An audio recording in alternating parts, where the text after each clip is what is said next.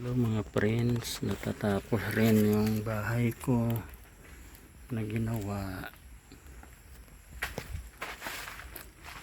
Tapos na to, ginagawa na ng solar para hindi madilim dito. Ito na lahat, tapos na to. Yung ilalim namin nakapinsa na, may alaga na kami maliit na pusa. Ito na, tapos na to. Tinulugan namin kagabi.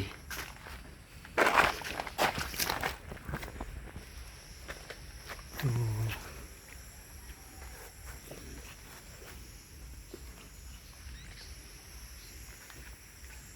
tinapos ko na lang para pag pumatak ang ulan hindi na kami mababasa. Ito, tapos na lalagyan ko na yung sako sa gilid para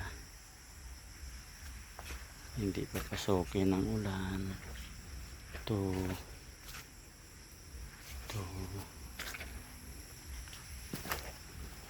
lahat.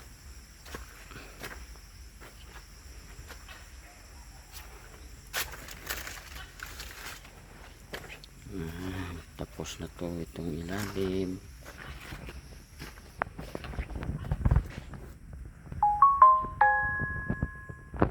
Tinapos ko na para tuloy-tuloy ng pagtatanim ng gulay. At mag-alaga na kami dito ng mga manok para may karagdagang pamamayan ang bahay ko dati. Binaha kami dito kaya inanod ng tubig, gawat naman ang ulit ng maliit na bahay.